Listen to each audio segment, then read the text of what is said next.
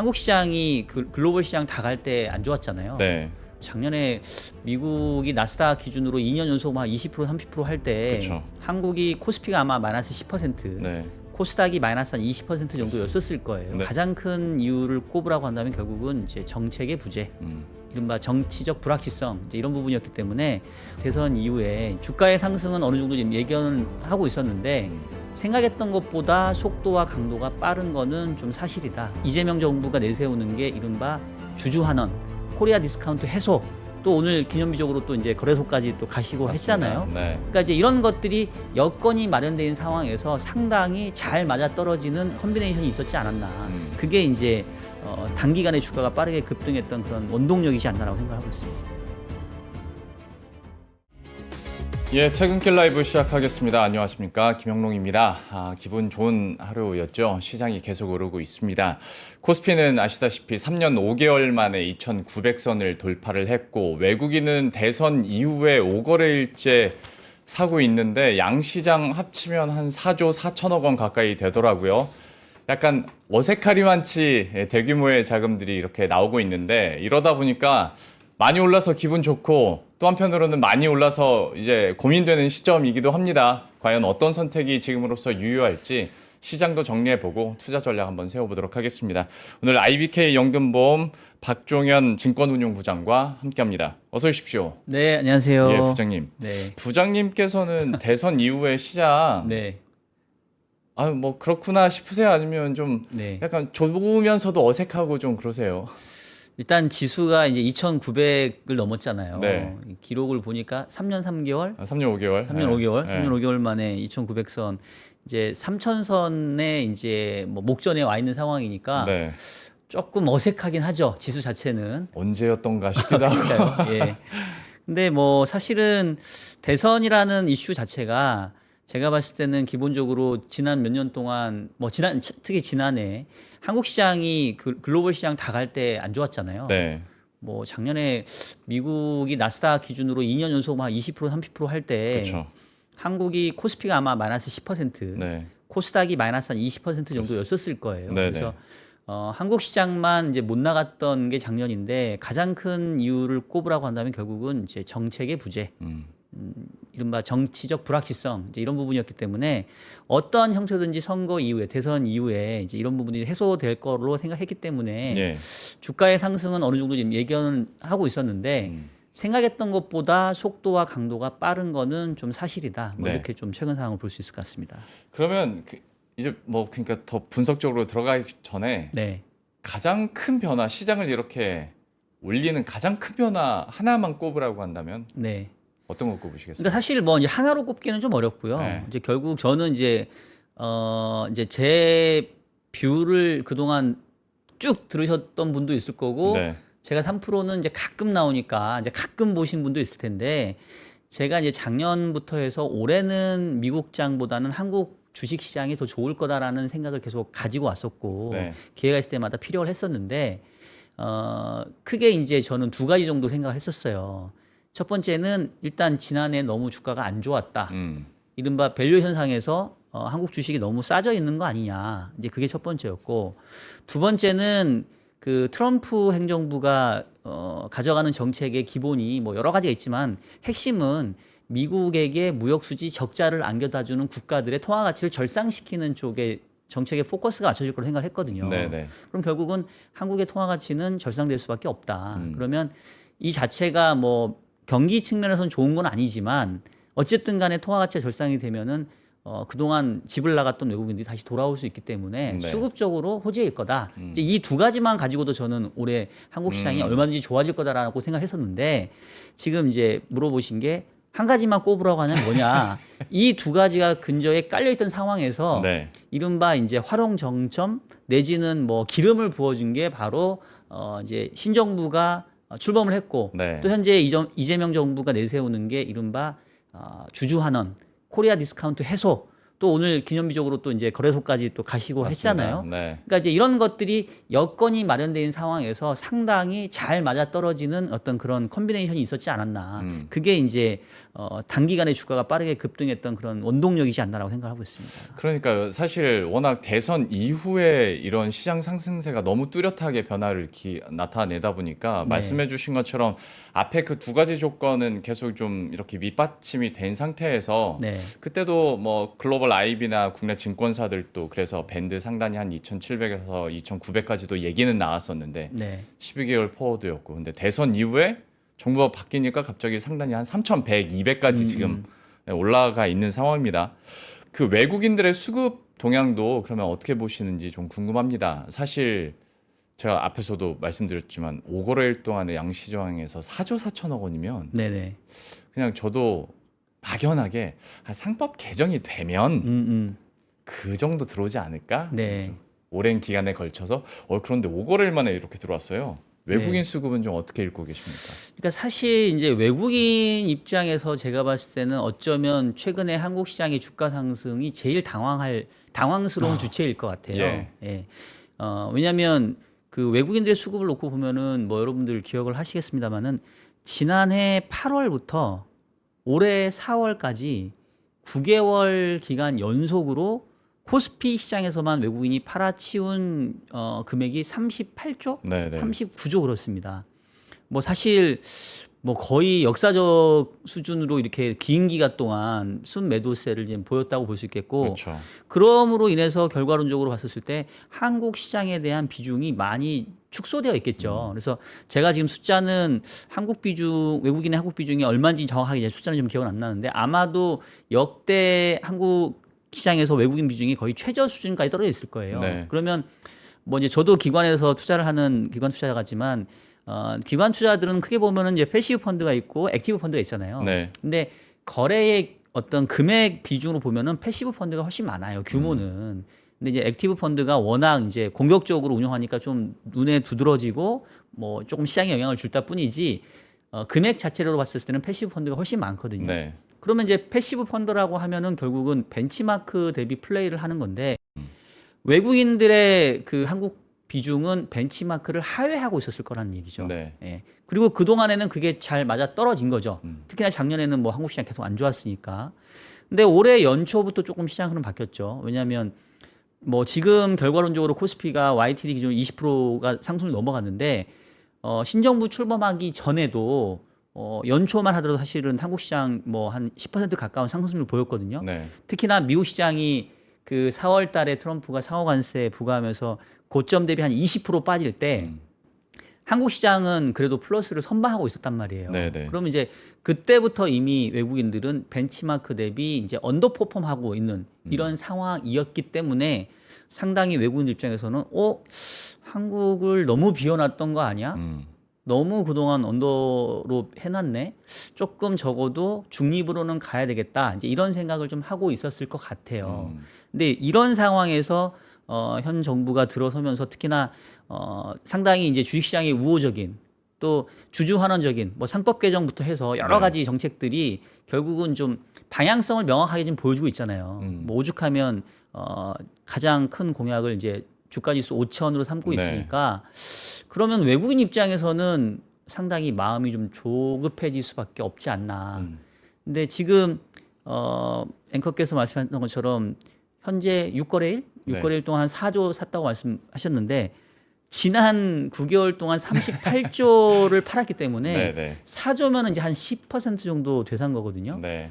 38조를 팔았기 때문에 그만큼 산다는 보장은 없습니다. 예. 근데 상식적으로 지금처럼 이제 시장의 모멘텀이 세진 상황에서는 글쎄요, 뭐 절반? 뭐 이 정도 수준까지 채우는 거는 그렇게 무리한 수준은 아닐 거잖아요. 네. 그러면 이제 38조의 절반이면 거의 19조인데 이제 4조 샀으면 네.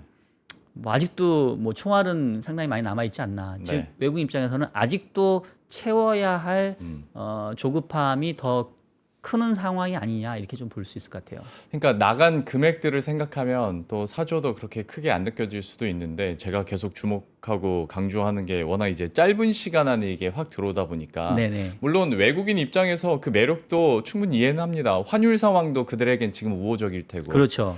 그리고 봤더니 달러 그러니까 우리 시장에서 우리가 보기에는 많이 올랐다지만 달러 환산으로 지수 따지면 여전히 업사이드는 남아 있는 것 같고 네네. 싸니까 매력적으로 느낄 텐데 이렇게 급하게 사면 제가 굳이 뭐 찬물을 끼얹자는 건 아닌데 네네네.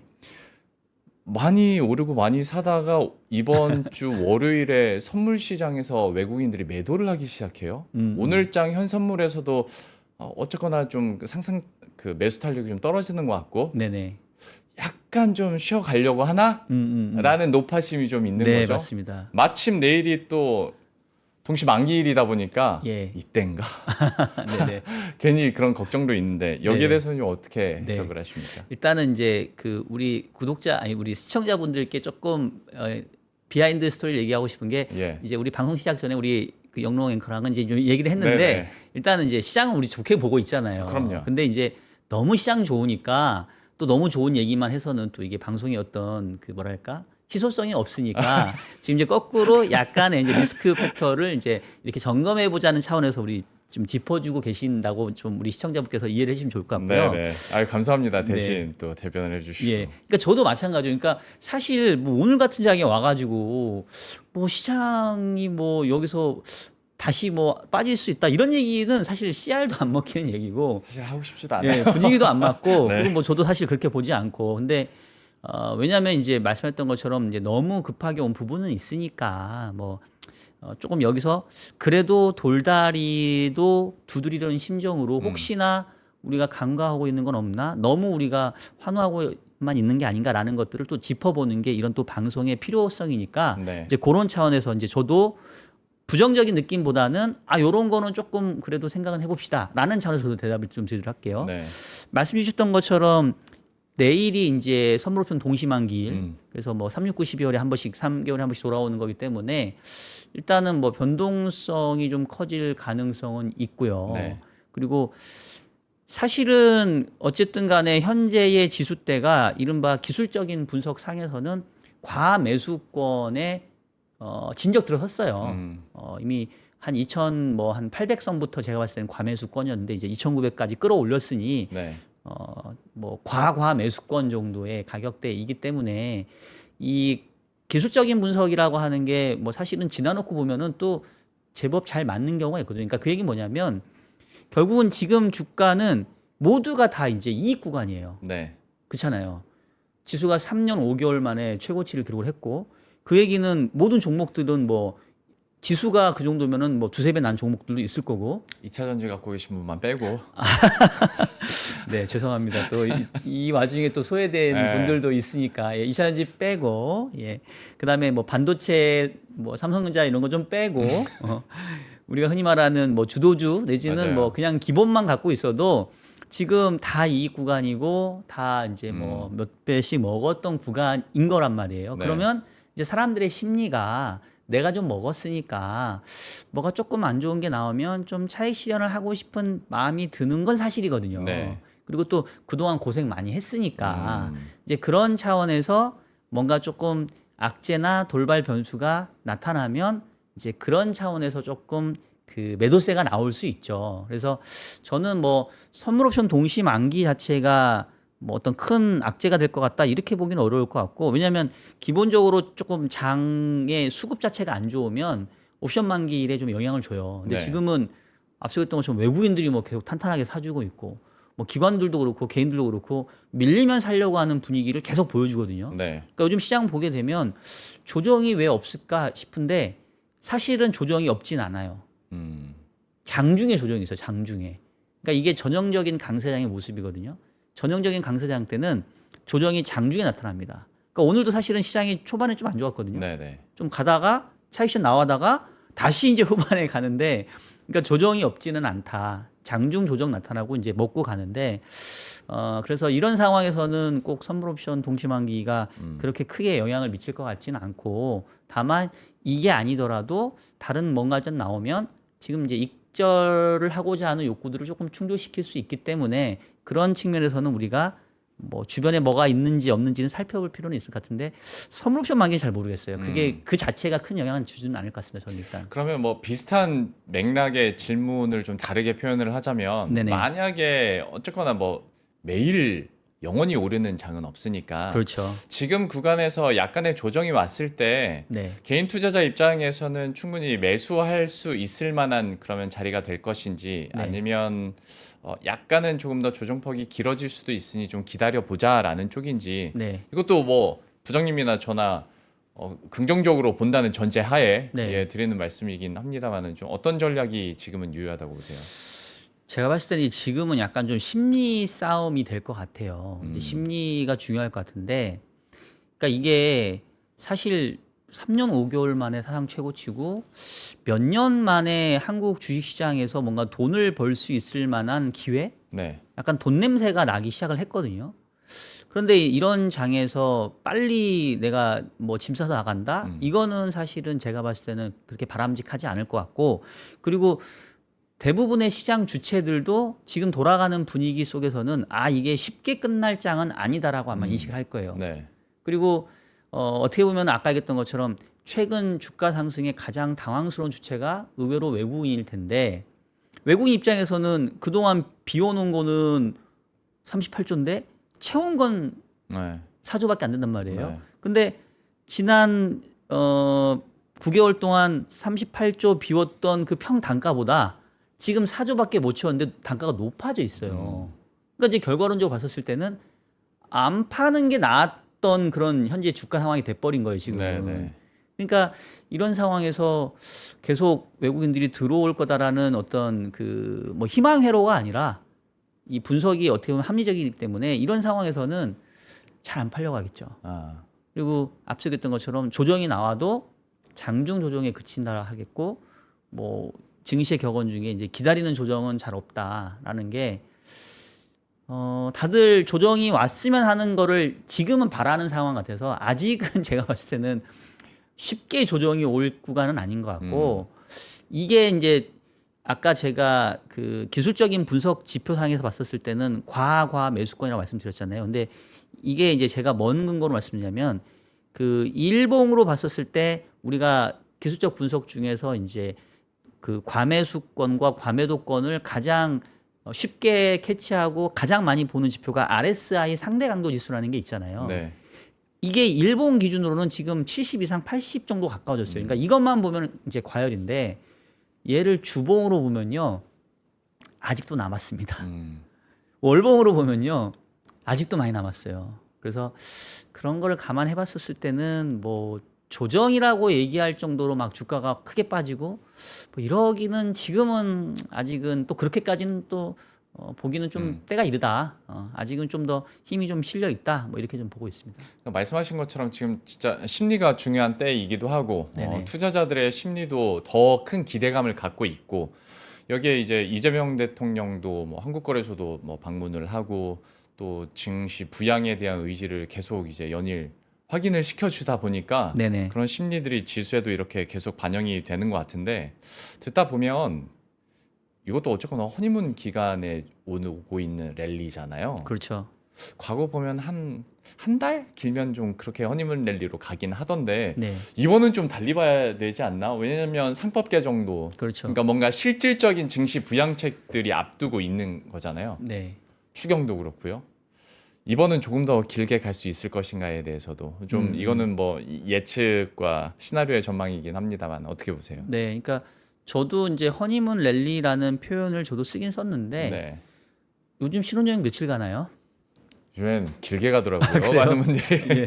그러니까 저희 뭐 후배 직원들도 보니까 뭐 한 2주 가더라고요. 2주. 예, 그러더라고요. 예, 한 휴가 열흘 써가지고 뭐 이렇게 원래 자기 휴가에 뭐 연차 쓰고 해가지고. 그렇죠. 예. 네. 그러니까 이게 이제 약간 저도 오늘 뭐 시장이 좋으니까 네, 조금 이렇게 우스갯소리 섞어가면서 하는 표현인데 허니문 기간이 며칠일까 그러면 한 2주 정도 그냥 우리가 평범한 신혼여행에서도 한 2주인데 네. 지금 그 이재명 대통령 취임한 지가 며칠 됐죠? 이제 일주일 됐습니다. 이제 일주일 됐잖아요. 그러면 우리가 통상의 허니문 기간만 하더라도 2주인데 아직 일주밖에 안 됐으니까 일주일은 좀 더 남았다. 그냥 아주 단순 계산해도 네네. 그렇고 그다음에 이제 앞서 말씀했던 것처럼 결국은 약간 이제 구조적인 부분들을 지금 건드리고 있잖아요. 네. 그러니까 최근에 주가 상승이 약간 색깔은 달라진 게 그동안에는 우리가 흔히 말하는 조방원이라고 일컬어지는 그러니까 워낙 경기가 안 좋고 개별 기업들이 실적을 못 내는데 그나마 실적을 내는 애들이 있으니까 이쪽으로 집중이 됐단 말이에요. 네네.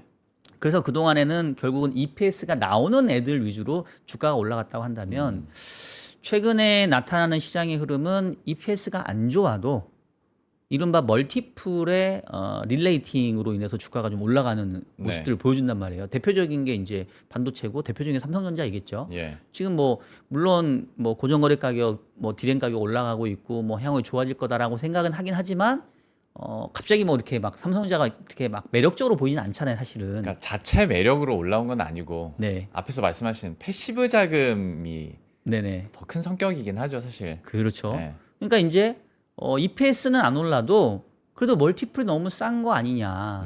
멀티플만 좀 릴레이팅 해도 지금 현재 코스피가 2,900 올라왔지만 그래도 아마 포워드 PER 기준으로 10배가 뭐 되네 안 되네 이럴 거란 말이에요. 네네. 근데 뭐 제 기억에 한국이 그래도 과거 평균 보면은 뭐 한 10배에서 12배 정도 왔다 갔다 했고 다른 나라의 뭐 PER은 우리보다 훨씬 높고 미국은 뭐 20배가 넘어가고 아시아 증시에서도 10배면은 제가 봤을 때는 상당히 저평가된 영역이거든요. 네. 근데 지금 이제 이 저평가된 부분들의 원인을 지금 한번 바꿔보겠다라고 정책을 들고 나왔기 때문에 그러면 EPS가 망가지지만 않으면 기업 이익 자체가 깨지지만 않으면 현재 수준만 유지해도 멀티플만 줘도 주가는 지금 올라갈 수 있는 여지는 분명히 있다라는 거죠. 예. 그래서 뭐 결국은 통상적인 허니문 기간 2주도 아직 안 됐고 그리고 구조적인 부분들을 좀 건드린다고 한다면은 뭐 과거의 신정부 시절에 나타났던 허니문 랠리하고는 요번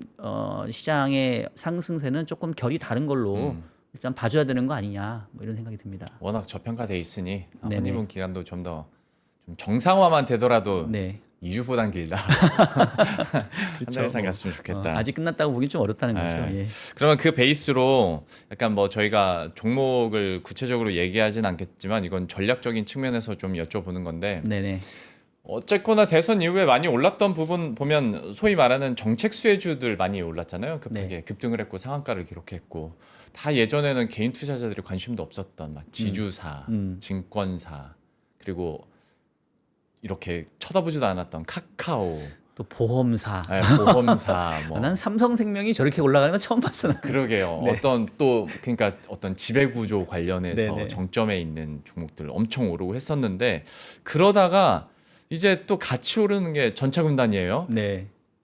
그러면 정책 수혜주 쪽으로 비중을 더 두면서 지금은 갈 때인가? 네. 아니면 시장이 언젠가는 다시 펀더멘털을 보고 다시 숫자를 보는 날이 올 테니 예.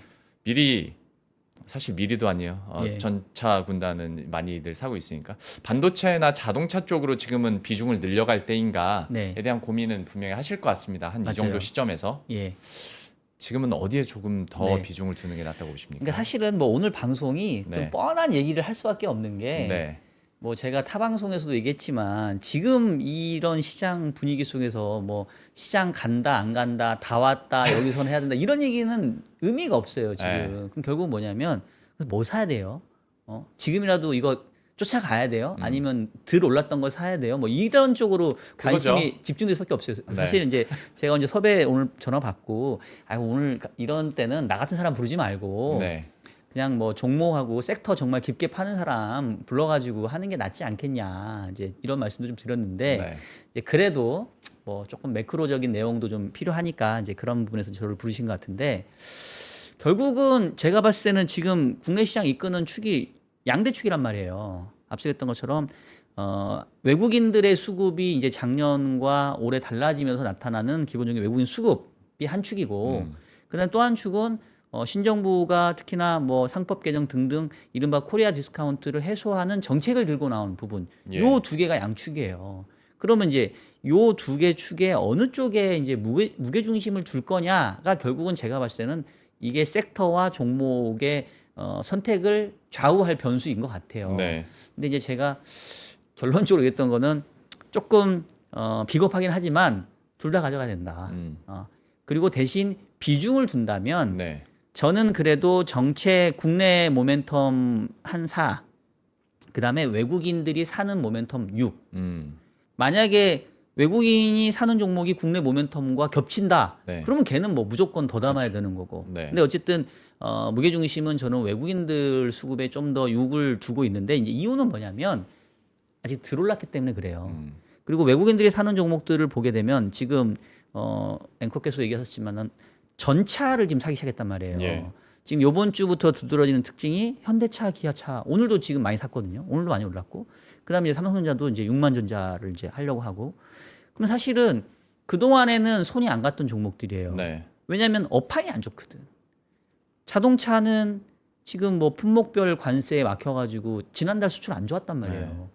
그다음에 반도체는 지금까지는 괜찮지만 얘도 언젠가 품목 관세가 매겨질 가능성이 있기 때문에 별로 이렇게 썩 좋아 보이지 않는. 그리고 하이닉스는 좋았지만 사실은 어쨌든 국내 시장이 가려면 삼성전자인데 얘는 계속해서 지금 뭐 부진했으니까. 그래서 국내 입장에서는 별로 손이 안 갔던 그런 종목들인데 외국인들이 지금 사니까 삼성전자든 현대차든 기아차든 지금 주가가 움직인단 말이에요. 그래서 제가 봤을 때는 그동안에 좀 상대적으로 안 올랐던 종목들이 이제 외국인들 수급과 맞물리면 주가의 상승률로 봤었을 때는 네. 더 높을 가능성이 있지 않냐. 그리고 외국인들이 결국은 한국 시장을 사게 되면 이른바 시가총액 상위 종목을 할 수밖에 없어요. 왜냐하면 얘네들이 뭐 종목 플레이도 하게 되지만 앞서 얘기했던 것처럼 외국인은 지금 한국 시장에 대해서 벤치마크 대비 언더웨이트란 말이에요. 네. 그럼 이제 얘를 빠르게 채울 수 있는 거는 시가총액 큰 거부터 사는 거가 제일 빠르거든요. 네. 그러니까 결국 그러면 우리나라에서 시가총액 큰 거가 뭐가 있겠습니까? 반도체, 자동차, 2차 전지, 뭐 바이오 뭐 이 정도 아니겠어요? 근데 지금 뭐 바이오는 그나마 좀 갔고 2차 전지는 너무 또 갈 길이 멀어 보이고 네. 그나마 이제 상대적으로 만만한 게 뭐 반도체하고 자동차이다 보니까 저는 그게 조금 먼저 움직였던 것 같고 만약에 일정 시간이 지나가지고 다른 애들까지 다 돌았어. 근데 여전히 2차 전지만 저렇게 꼴등에 있어. 그러면 저는 2차 전지까지도 저는 약간 뭐라고 해야 되나 배급 같은 거예요. 네. 이게 이제 배급 주는데 이게 배급 줄 양이 넉넉하면 순번이 오겠죠. 네. 뒤에 있지만 순번이 올 수도 있다고 생각합니다. 네, 네. 2차 전지까지도. 예. 그래서 일단은 저는 지금은 외국인들이 벤치마크 대비 언더웨이트 되는 걸 채우는 과정에서 시가총액 상위 종목, 지수 관련 대형주로 들어올 가능성이 크기 때문에 이쪽을 그래도 조금은 6대4 비중으로 가져가면 이게 수익률 차원에서는 조금 더 유리하지 않겠냐. 일단 저는 그렇게 보고 있어요. 그러니까 저도 많은 분들한테 비슷한 질문을 드렸을 때 뭐 정책 수혜주냐 아니면 수출 관련된 주도주들이냐라고 두 개 중에 하나 골라주세요. 양자택일을 해주세요 하면 네.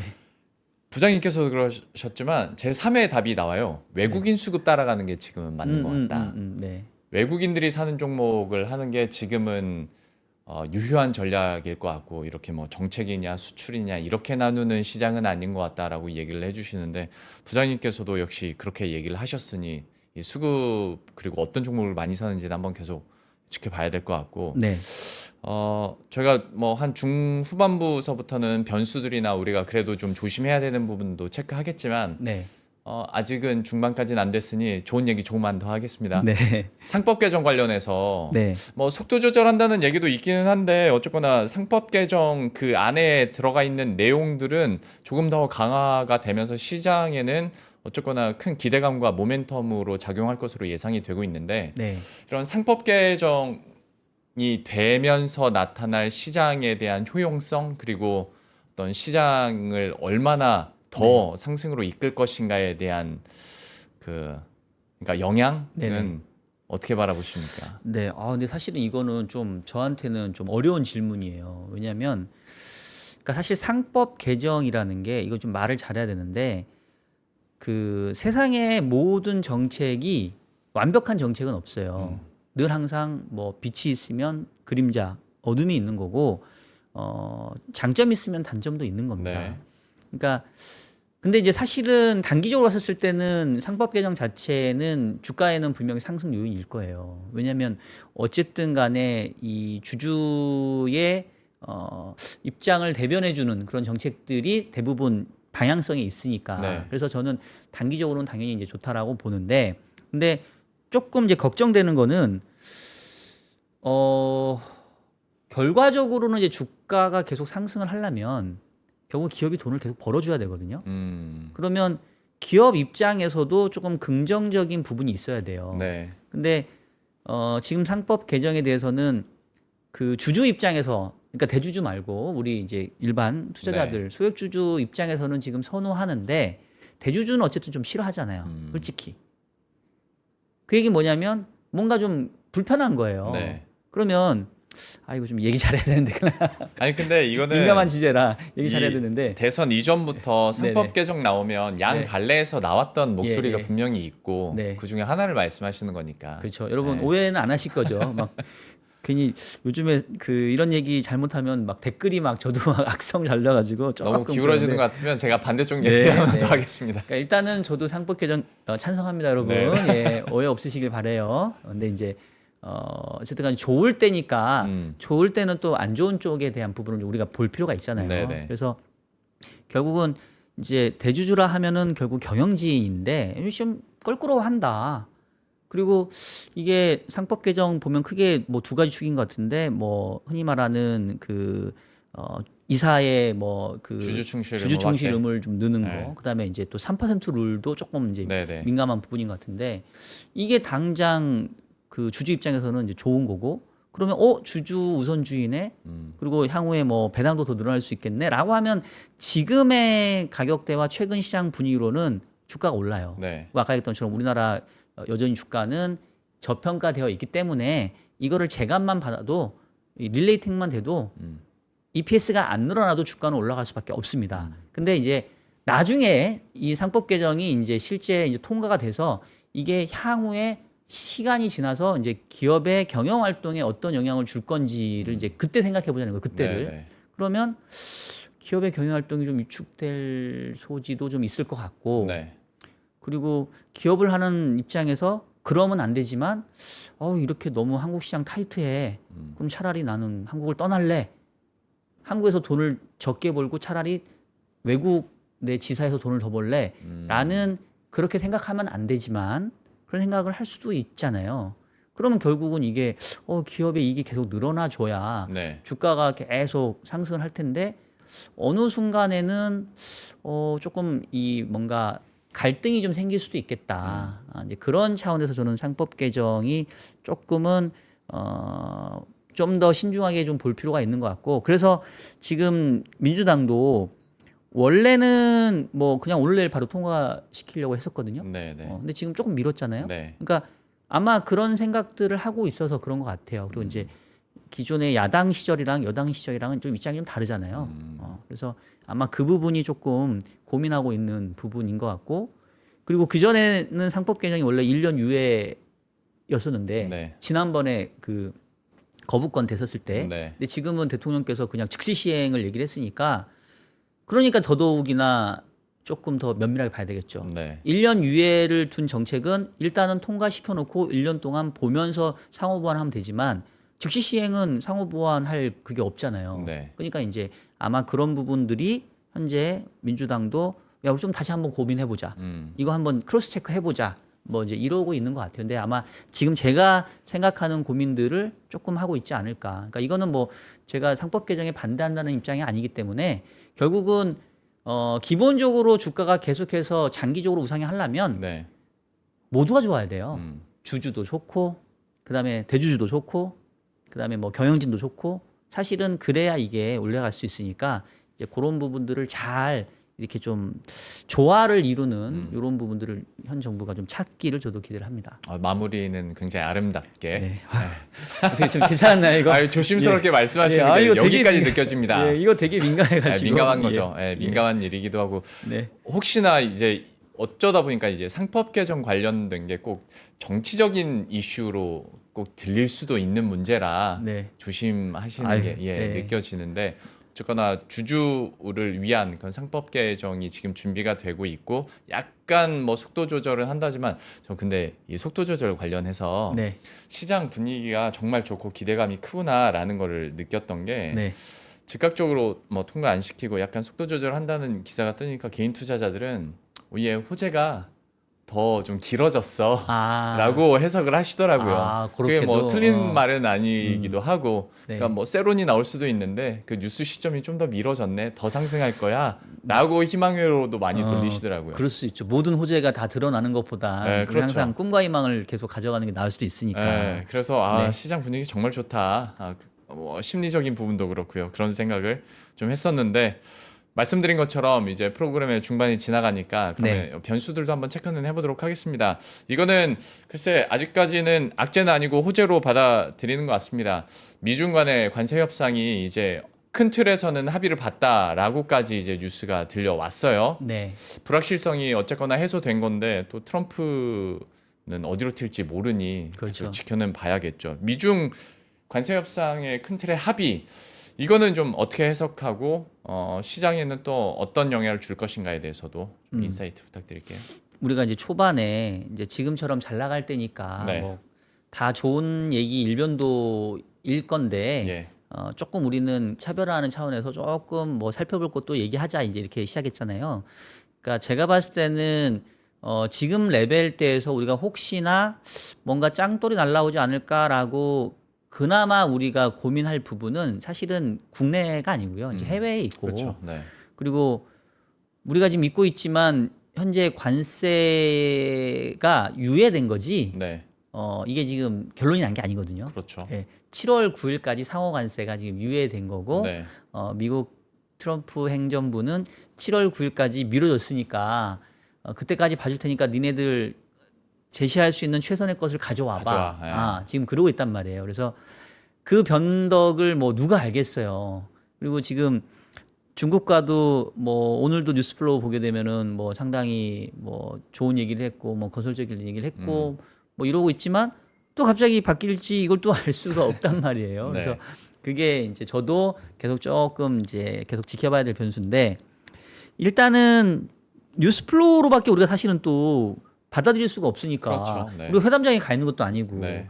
근데 지난번에 그 스위스 제네바에서 이른바 제네바 합의도 괜찮았고 그다음에 이번에도 좀 분위기 좋단 말이에요. 그러면 이제 저는 그 트럼프의 좀 생각 입장을 좀 봐야 될 것 같은데 긍정적인 부분과 부정적인 부분이 있는데 이제 시장 입장에서 네. 긍정적인 부분은 트럼프가 그렇게 시간이 많은 것 같지가 않아요. 쫓겨 보입니다. 네. 왜냐하면 그 1기 때와 지금의 차이점은 1기는 자기가 이제 1기고 재선하면은 또 추가적으로 플러스 4년이 있지만 지금은 이제 두 번째 임기이잖아요. 그리고 트럼프 입장에서는 내년도 11월에 또 중간 선거가 있어요. 네. 그러니까 어떻게 보면은 가시적인 성과를 내야 되는 그 기간이 그렇게 여유롭진 않아요. 그래서 그 부분도 있는 것 같고 그다음에 지난번에 4월 2일이었나요? 상호관세 발표하고 4월 7일인가 유예를 했는데 그 5일 동안 미국 주식시장도 박살이 났지만 네. 사실은 트럼프가 4월 7일 날 상호관세를 유예한 건 주식 때문에 그런 게 아니라 채권 시장 때문에 그랬단 네, 말이에요. 맞아요. 채권 금리가 아주 막 요동을 치고 물론 레벨은 그때나 지금이나 별로 큰 차이는 없어 보이지만 그때 느꼈던 공포감은 상당히 컸단 말이에요. 그래서 저는 지금 미국과 중국의 이른바 치킨 게임인데 오히려 상당 부분 트럼프가 쫄리는 싸움을 하고 있다. 그래서 역설적으로 트럼프가 강경하게 나갈 만한 상황이 아니기 때문에 빠르게 합의를 할 가능성. 그거는 이제 조금 시장 입장에서는 긍정적인 부분이고. 네. 근데 조금 부정적인 거는 그걸 중국이 알아요. 중국이 알기 때문에 별로 양보를 안 해줄 것 같아요. 그리고 사실은 요번에도 보면은 오늘 나오는 뉴스플로우를 보니까 하원이 그 상무장관이 얘기하는 게 히토류 수출 네. 제한에 대해서 뭐 좋은 소식이 있을 것 같다. 이게 약간 뭔가 공수가 바뀐 듯한 느낌? 원래 미국 정부가 이 관세를 통해서 중국으로부터 얻고자 했던 거는 그 말 그대로 중국이 미국에게 최대 무역 적자국이니까 뭐 위안화 절상시키고 뭐 규제하고 이래가지고 중국을 밟아야 되거든요. 그래서 그거를 의제로 삼아야 되는데 지금 의제가 중국이 지금 히토리 수출을 중단했는데 이거를 어떻게 하면 잘 풀 거냐 이제 이거를 얘기하고 있단 말이에요. 그래서 와 이거 되게 많이 후퇴했구나. 그리고 중국 입장에서도 약점 캐치한 거죠. 미국 정부가 금리 상승에 취약하네. 4월 달에 난리 났었잖아요. 근데 4월 달에 막상 뚜껑 까보니까 미국채 판 게 중국도 일부 팔았겠지만 일본이 팔았어. 나 팔지도 않았는데. 그래? 그러면 중국이 그게 있거든요. 중국이 직접 보유한 미국채도 있지만 이른바 그 유로 클리어라든가 클리어 스트림이 있는 벨기에하고 룩셈부르크 지역으로 차명 계좌식으로 갖고 있는 중국이 보유한 미국채도 있어요. 거기서는 팔면 티가 잘 안 나거든요. 네. 그래서 제가 봤을 때는 중국 입장에서는 미국의 약점을 정확하게 캐치를 했다. 그래서 조금 채권 팔아서 금리 급등시키고 그다음에 히토류 이런 거 수출 제한하면 미국도 꼼짝 못 하겠네. 그럼 결국은 미국이 원하는 궁극적인 목표는 중국으로 하여금 무역 수지 적자를 줄이는 쪽으로 가야 되는데 중국은 굳이 우리가 그렇게 해줘야 돼? 라고 할 수 있다는 얘기죠. 네. 그러면 과연 그렇게 나오는 중국의 입장을 미국 트럼프가 수용을 할 거냐? 아니면 야 이거는 아니지. 이 정도로 하려고 내가 칼을 뽑아든 건 아니지. 안 되겠어. 다시 해. 물르고 뭐 다시 뭐 관세 때리고 이렇게 돌아갈 가능성이 제가 봤을 땐 둘 다 있어요. 그래서 일단은 뭐 긍정적으로 좀 끝났으면 좋겠지만 역설적으로 중국이 미국의 약점을 알았기 때문에 많이 안 줄 것 같다. 그럼 결국은 미국이 이거를 내가 수용할 거냐, 여기에서 만족할 거냐, 아닐 거냐가 저는 상당히 좀 관전 포인트가 되지 않을까 싶습니다. 아직까지 나오는 뉴스는 그래도 긍정적으로 흘러가고 있는 것 같은데 네. 또 트럼프의 성향을 생각을 해보면 그리고 지금의 상황들을 생각해보면 언제든지 새로운 변수는 그 이슈에서 나타날 수 있겠다라는 네. 부분은 얘기는 해주셨고 사실 보면 진짜 지금 트럼프 대통령이 하려고 하는 것 중에 제대로 된 게 별로 없잖아요. 뭐 쫓길 수밖에 없고. 오죽했으면 타코라는 네. 별명이 생겼겠습니까? 그러게요.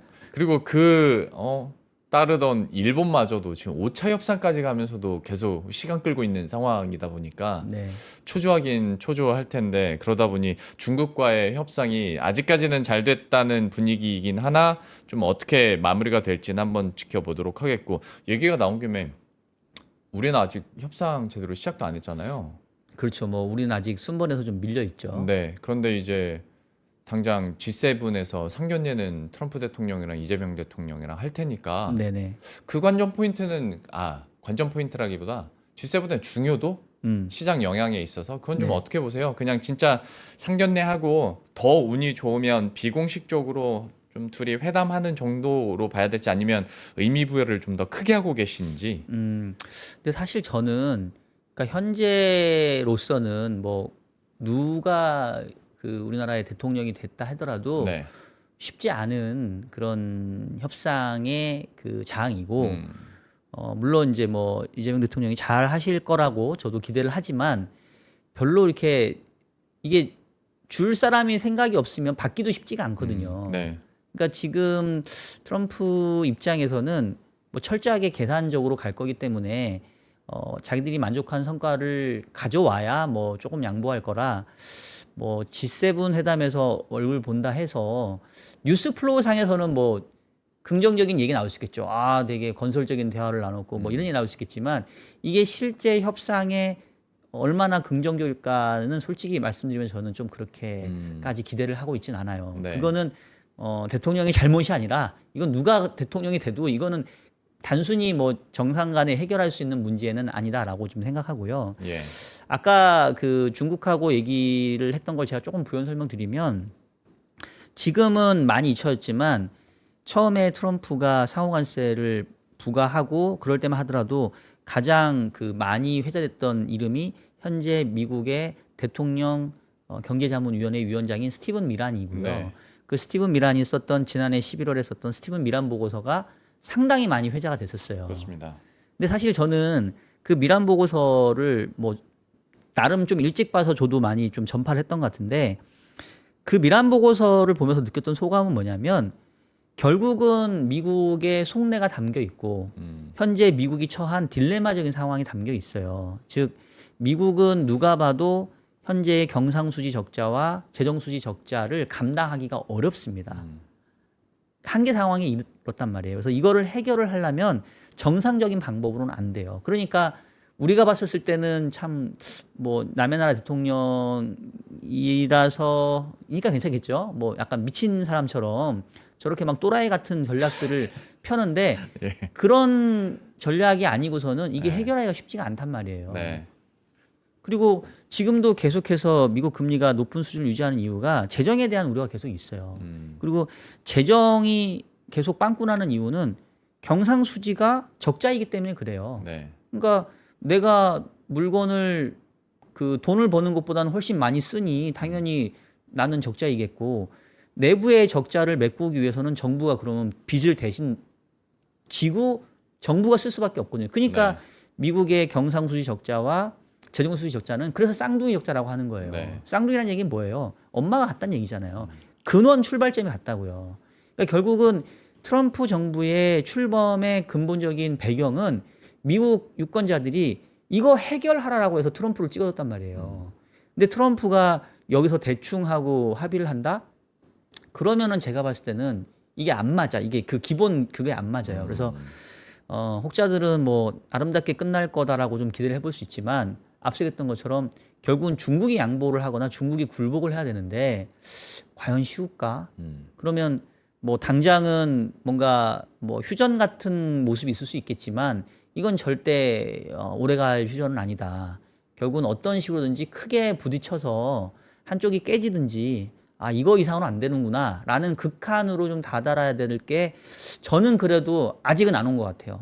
사실 이제 그게 온다고 하면 아마 우리 시장도 그거는 큰 조정의 빌미가 될 수 있겠죠. 그래서 그 부분에 대해서는 긴장감은 계속 저는 가지고 가야 된다고 생각을 합니다. 사실 그거는 언제 터질지는 모르는 거니까. 네. 근데 지금의 현상만 놓고 봤을 때는 말씀해 주신 것처럼 미국의 재정 적자는 계속 늘어나고 있고 트럼프는 초조하고 네. 그러다 보니 자신의 달러는 계속 약세이길 바라고 상대 통화국은 절상 압력을 계속 주고 있고 또 한편으로 통화 정책도 연준 쪽은 아직은 금리를 내린다기보다 조금 더 동결하면서 지켜보자는 쪽이고 네.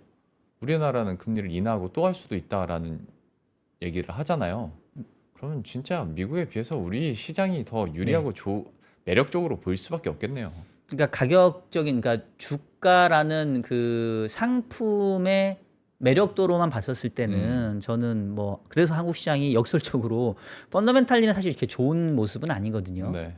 그러니까 어쨌든 원화 절상 압박을 받고 있고 물론 이제 신정부가 여러 가지 이제 내수 진자책을 펼칠 거니까 근데 안 좋으니까 정책을 내놓는 거잖아요. 네. 올해 성장률이 0.8% 예상이 내년도 잘해야 1.5%. 그 얘기는 2년 연속 잠재 성장률을 밑도는 거기 때문에 네.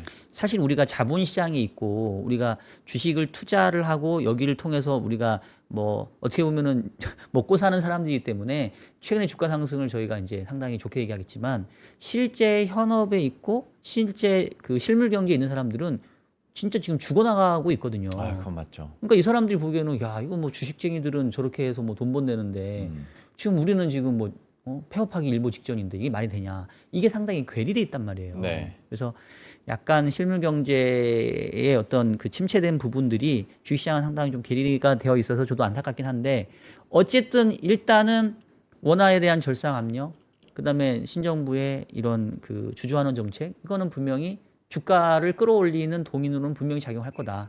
그리고 바라건대 이게 이른바 부의 효과를 통해서 어쨌든 주가가 올라가면 그나마 경기가 안 좋은데 주가라도 좋은 게 낫지. 네. 같이 안 좋으면 이거는 뭐 다죽자는 얘기니까 그게 조금이라도 좀 긍정적인 영향을 좀 주면은 좋지 않을까. 그래서 일단은 그래도 저는 이 와중에 주식시장이라도 좋은 게 한국 경제에도 그나마 저는 위안이 될 수 있다 생각을 합니다. 아, 그러게 또 경제 성장 얘기해 주시니까 좀 저도 침울해지네요. 그러니까 분기 2분기 연속 지금 역성장하게 생겼고 네. 예, 경제 성장률 전망치도 지금 1%가 채 안 되는 상황이다 보니까 이 부분에선 너무 힘든데 시장은 어쨌거나 지금 상황적으로 심리적으로 오르고 있는 쪽이라 네. 스탠스를 어떻게 잡아야 될지도 좀 민망하긴 합니다만. 그러면 그 얘기 나온 김에 경제 상황이 너무 안 좋으니까 추경 얘기가 나오는 거지 않습니까? 네네. 근데 그 추경과 관련해서는 또 아이러니하게 주식 시장에서 그 기대감으로 오르는 종목들, 내수주들이 있단 말이죠. 네. 추경과 관련해서 시장 참여자로서의 영향은 좀 어느 정도일 거라고 보십니까?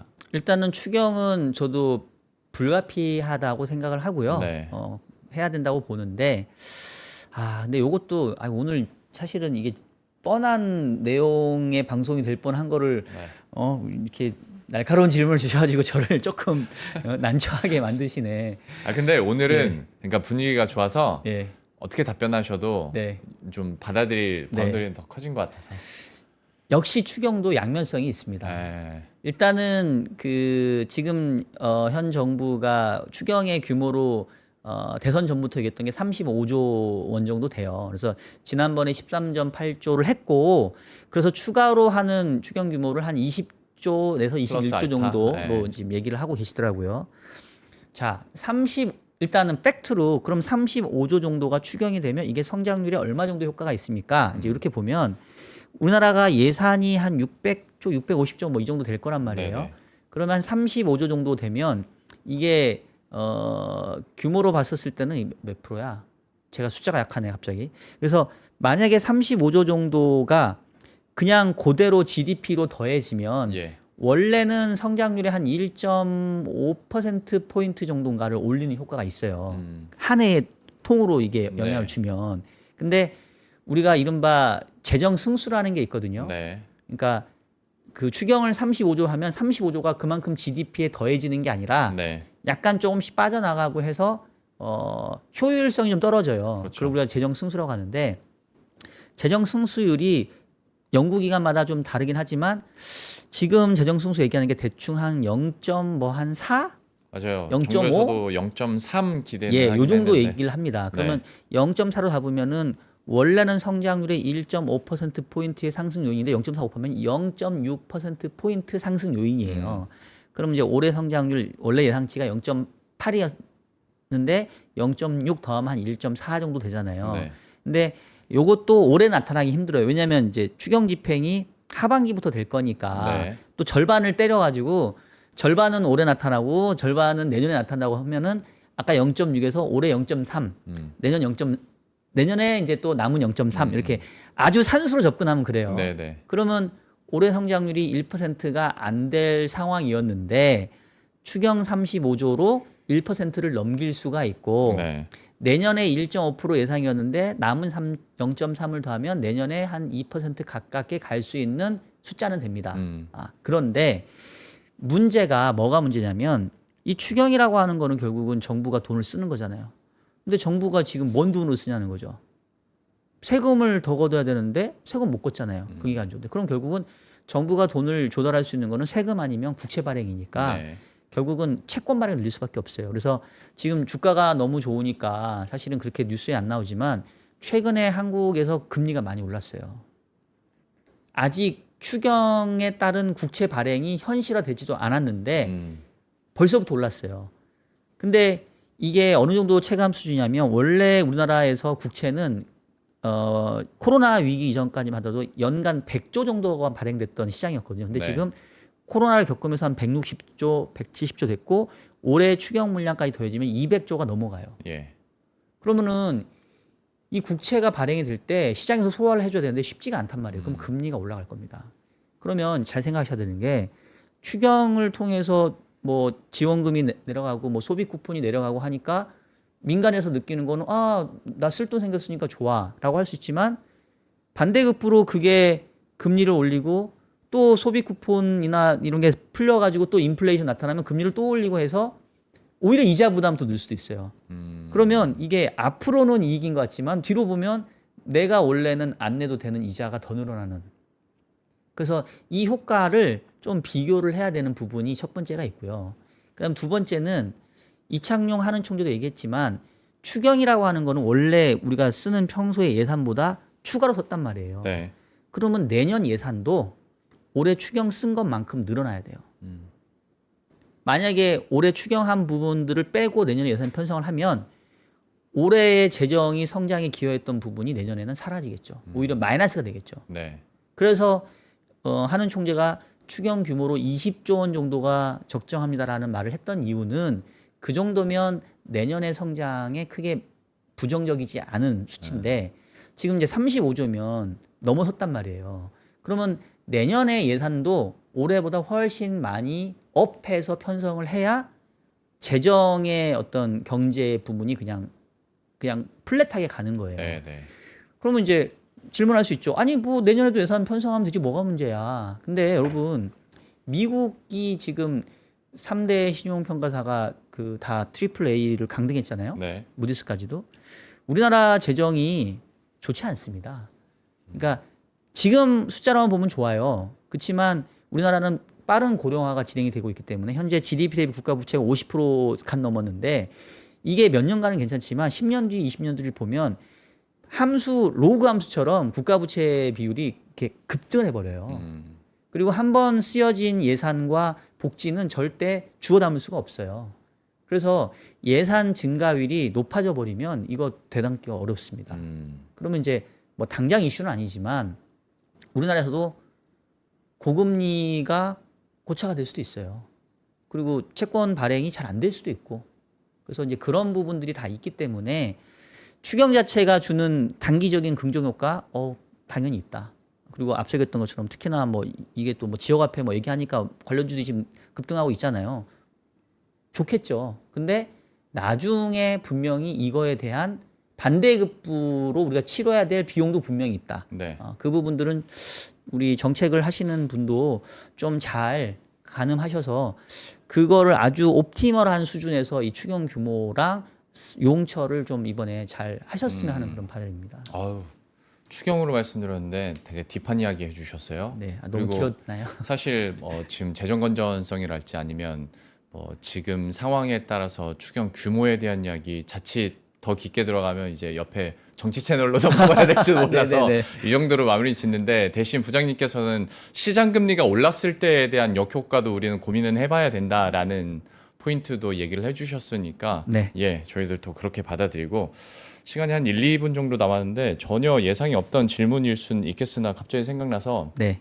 저희 MSCI 있잖아요. 네네. 그것도 뭐 지금 대통령의 공약 중에 하나였고 물론 네. 뭐 당장 하겠다는 건 아니겠지만 네. 6월 중에 워치리스트에 다시 우리나라 등재될 수 있을까? 그러면 뭐 네. 내년 6월 MSCI 편입되나 뭐 이런 시나리오와 기대감들은 많이 있더라고요. 네네. 현장에서 부장님 MSCI 관련해서는 좀 평들이나 전망들이 어떻게 나옵니까?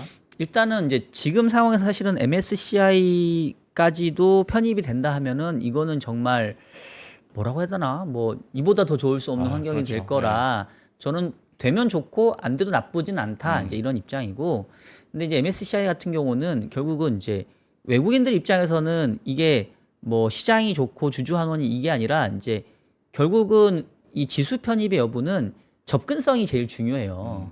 그러니까 외국인들이 이거 선진국 지수에 편입시켰는데 내가 실제로 이거 거래하려고 하니까 불편해. 그러면 지수에 편입이 안 되는 거거든요. 그러니까 뭐 그 세금적인 이슈도 있고 그다음에 뭐 공매도는 최근에 이제 풀렸고 네. 그러니까 이제 외국인들 입장에서 자기네들이 쉽게 사고 팔 수 있게 해달라라는 거거든요. 그래서 만약에 그 부분까지 현 정부가 추진해서 된다고 하면은 저는 분명히 이제 롱텀하긴 좋을 것 같고 근데 이게 언제 좋냐면 지금처럼 시장이 좋을 때는 별로 티 안 나요. MSCI 선진국 지수에 편입될 때 우리 주식시장이 느낄 어떤 가장 혜택은 뭐냐면 장이 험악하게 빠지질 않습니다. 뭔가 쇼크가 왔을 때 외부 쇼크로부터 조금 둔감해져요. 네. 왜냐하면 선진국 지수에 편입돼 있으니까 일정 부분 얘는 기본적으로 아까 했던 패시브가 끌고 가거든요. 근데 이걸 신흥국 지수에 있으면 팔고 본단 말이에요. 그래서 저는 MSCI 선진국 지수의 편입은 뭐 지금보다는 오히려 향후에 시장이 또 안 좋아질 때를 대비해서는 필요한 조치다. 근데 뭐 지금 뭐 굳이 안 되더라도 뭐 현재 분위기에는 크게 영향은 없을 것 같다. 뭐 이렇게 좀 말씀드릴 수 있을 것 같습니다. 알겠습니다. 시장의 강한 상승세가 이어지면서 저희가 초반부에는 시장의 흐름에 흠뻑 젖어서 좋은 얘기도 했고 그리고 후반부에는 그래도 지금 나오고 있는 변수나 이슈들 한 번씩은 다 짚어본 것 같습니다. MSCI까지 얘기를 잠깐 해봤는데 저희 마음속으로는 계속 올랐으면 좋겠고 예, 그렇게 되시면서 여러분들의 수익률도 좀 올랐으면 하는 바람 가운데 또 변수들도 체크해 드렸으니 전략에도 좀 도움이 되셨으면 좋겠고요. 부장님과는 여기서 인사드리도록 하겠습니다. IBK 연금보험의 박종현 증권운용부장과 함께했습니다. 오늘 말씀 고맙습니다. 네, 감사합니다.